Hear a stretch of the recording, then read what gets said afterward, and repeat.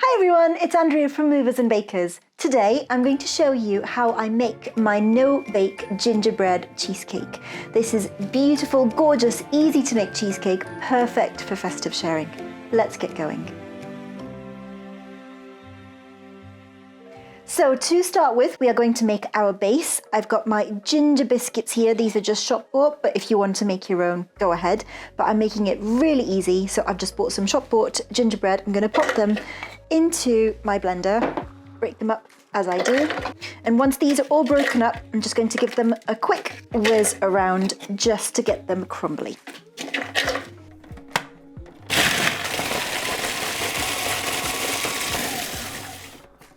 And once your biscuits all crumbled up, to that mix, in there still, I'm going to tip in my melted butter. And then we're going to give it another mix around just to combine your biscuits and your butter together.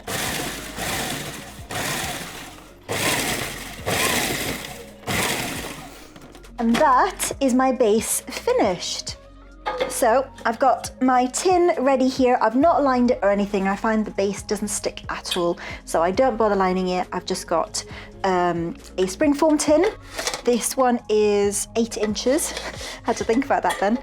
This one's 8 inches, and I love the springform because it just makes releasing the cheesecake super easy. So if you haven't got one of these, they're a brilliant investment. Absolutely go and get one. So into my base, I'm going to tip all my cheesecake base mixture in. And then we're just going to use a cup or a glass or just a spatula, and we're just going to press it all down and compress it into the bottom of your tin. And while I'm finishing up with my base is a really good time to remind you to hit up that like and subscribe buttons if you haven't already. Now, my base is done. I've pushed it completely into my tin. There are 2 ways you can go with this. If you want to stay true to the no-bake, you can pop this straight in your fridge to chill out while we make our cheesecake mixture. But if you want to, you can bake this base, and that's just going to make your base a lot firmer. It's not going to be quite as crumbly, so it's just a slightly different texture that you will get out of it. Either way works. There's no right or wrong. It just depends on your personal preference. For me, I'm going to pop this in the fridge, so while I'm making my cheesecake mixture to go on top, this is going to go chill out in the fridge, help it all firm up and the butter to firm up a bit more and give it a lovely solid base. Right, so while my base is chilling, I'm going to get started on my cheesecake. So I've got 2 bowls here. There are different ways of doing it. Different people like to do it different ways. This is the way I prefer. So I've got my double cream and I'm going to pop it into a large bowl, and we're going to whip this up until it starts to thicken.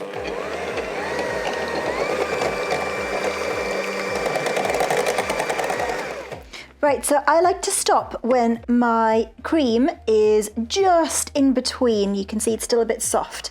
That's exactly where I want to stop. So I'm going to set this bowl aside, and in a larger mixing bowl, I'm going to put the rest of my ingredients. So I have some cream cheese, of course. Really important that you make sure you use full fat cream cheese for this recipe.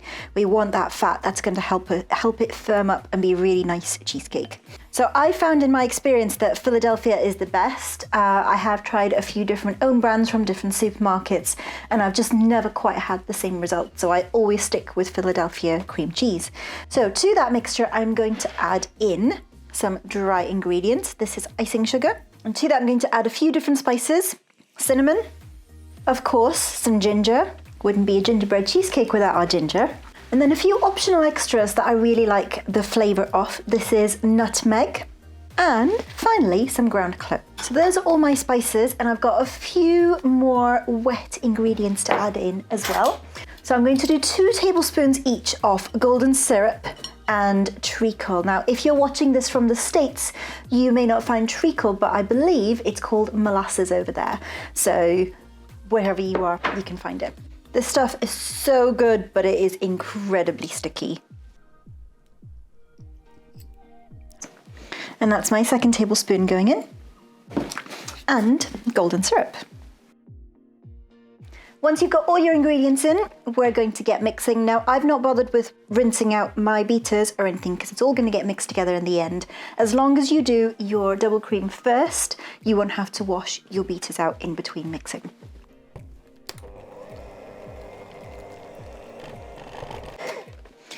Now, I mix that until it is only just combined. I find if I mix my cream cheese too much, I can split it. So you want to mix it until it's soft and it's all well combined, but don't over mix it at all. So just to make sure I've got everything incorporated before I add my double cream in, I'm just going to scrape my bowl down. Now this is, especially I do this because of the treacle, because treacle, if you ever worked with it before, has a lovely habit of sticking, or as you can see from the bottom of my bowl, not properly mixing in. So I like to give it a quick scrape down and give it a very quick 10-second mix again before I add my double cream to this mixture. There we go, all done. So now it's time to combine the two. Now you can mix this in with your beater, which is exactly what I'm going to do, but it depends on how confident you are. If you're not so confident, just fold it in with a spatula instead. So I'm going to pop all of this in here. And when you come to mix it together, once again, you want to make sure that you don't over mix it because it will become really stiff, really hard, and you could split your mixture as well.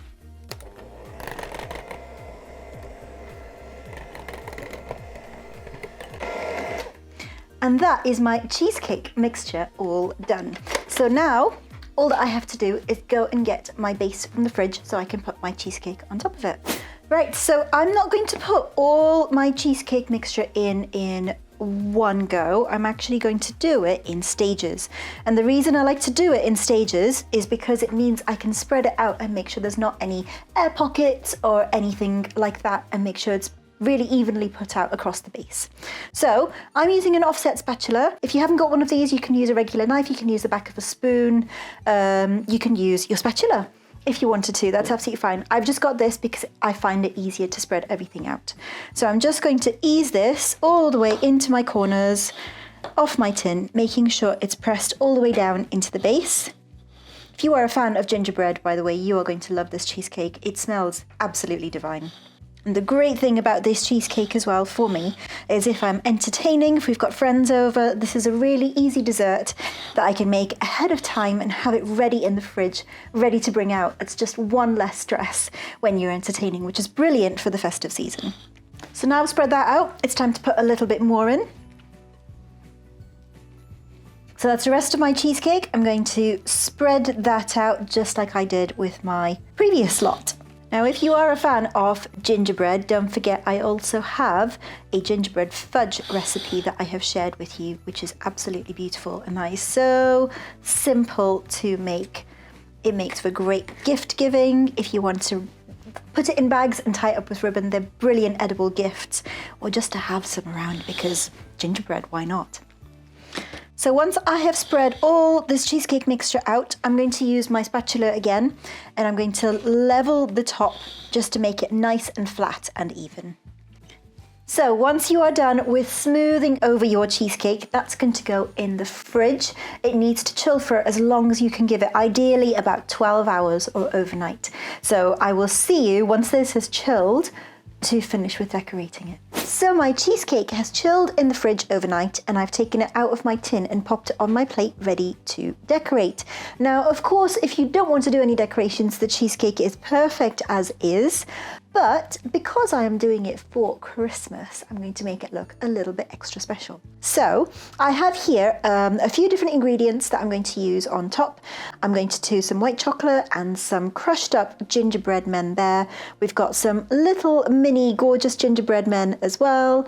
A few red ball, they're little sugar things that you put on cupcakes and things, some cinnamon sticks, some star anise, and a little bit of green. Today I'm using some rosemary, and that's just to bring a little bit of colour, a little bit of interest for the top to make it look a little bit extra special. So let's get decorating.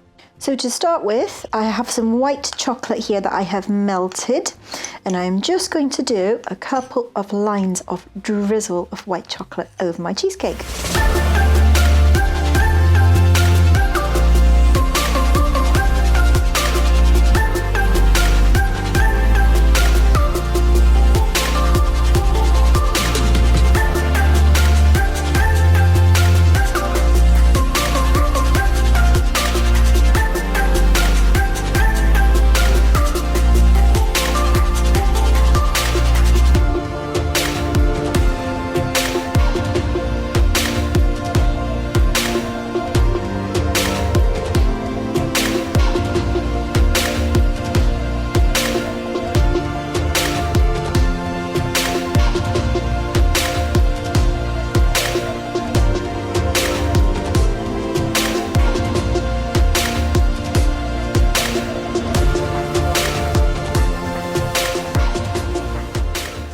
And there you have it. My gingerbread cheesecake is finished. Isn't she a beauty? Hope you've enjoyed this video. Don't forget to hit up that like and subscribe buttons if you have. And do let me know if you plan on making this beauty for your festive season. Thanks for joining me today, friends. Hope to see you next time. Happy baking.